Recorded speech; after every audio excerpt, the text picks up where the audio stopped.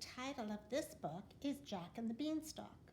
Of course, the same title as other books, but the author of this book is Nina Cruz. And you can see that this book is similar to the others in that it's got the same name.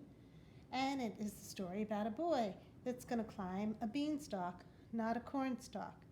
But let's listen how this is the same and how it is different. When Jack came home from his first day of work doing jobs for his neighbor, Mrs. M, he was so disappointed. She had given him multicolored beans instead of money this time. "These are worth more than what I owe you," said Mrs. M. "Make sure you plant them right away." Jack wasn't certain that he believed that these were worth more than money, but he went ahead and planted the beans outside his bedroom window.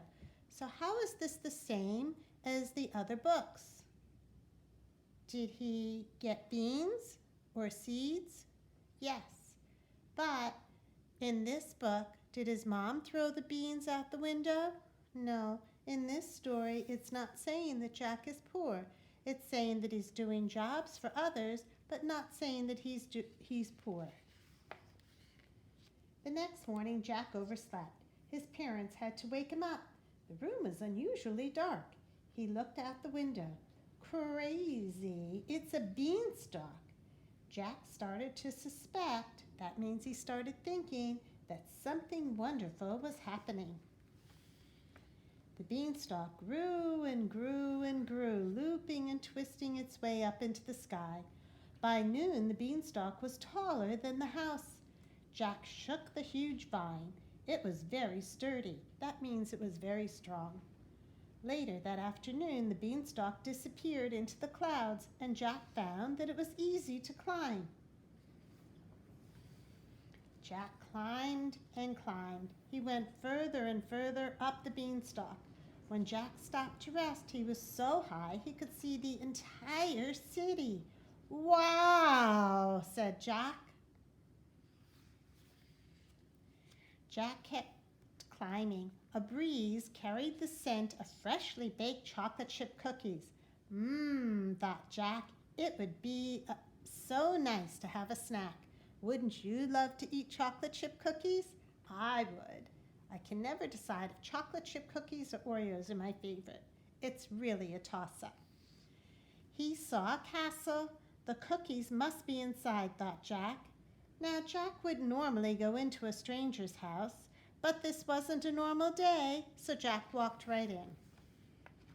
Inside was the biggest man he had ever seen.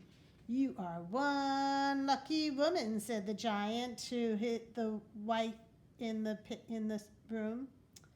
"You are married to the biggest, handsomest man ever. When they made me, they broke the mold. Rub some lotion on my feet once you are done there," he said to the woman. Jack kept bragging. The giant kept bragging. Jack tried not to laugh. When somebody is bragging, that means they keep on saying how wonderful they are. Jack kept on hearing the giant bragging about how wonderful, how handsome, how rich, how kind he was, until finally he couldn't hold the laugh in anymore. Eventually came out a little giggle.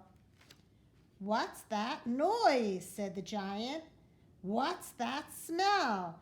"Fee, fi, fo, fum, I smell me a young'un. Looks like your cookies caught us a new boy."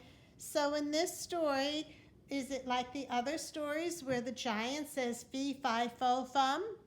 Yes, they all have something that they chant.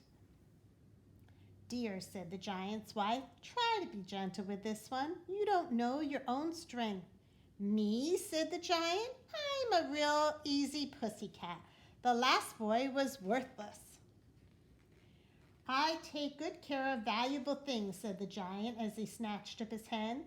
"Sweet hen, lay me some eggs." "You can touch it, boy, but you can't keep this hen. These are 24-carat solid gold eggs." So in this story, the giant is saying, you can touch the hen. Is that like the other stories? "I bet you wish you had a hen just like this," said the giant. Well, she's the only one, and she's all mine. Wife, give this boy some jobs to do. There's a lot that needs doing around here, and I need to take a nap. So is the giant going to be eating the boy in this story? No, that's a little bit different. But like in the other stories, the wife puts the boy to work. The giant's wife took Jack into the kitchen to begin the longest afternoon of his young life. He swept, he scrubbed, he washed, he chopped wood, he shined every knife, fork, and spoon they had, and they had a lot of silverware. The work was very hard. The giant snored in the next room. Jack was hungry and tired. He wanted to go home. I need something from the pantry, said the giant's wife. I'll be right back. Start peeling the carrots for me. Now, thought Jack as soon as the giant's wife left the room, he ran. He ran past the giant. He ran past the hen, which let out a loud squawk. Jack grabbed it up. Boy, boy, yelled the giant's wife. Jack ran out of the house with the hen squawking and clucking under his arm. Stop, stop, yelled the giant and his wife. So is this story the same that Jack took the chicken? Yes, that part is the same. My hen, the giant roared. Jack started down the vine as fast as he could while holding the hen tightly. He couldn't believe that he had taken the hen right out from underneath of the giant's nose. The vine began to shake as the giant and his wife climbed down after him. Stop! My hen, the giant shouted again. The beanstalk swayed back and forth. The giant and his wife were getting closer. Jack leapt to the ground.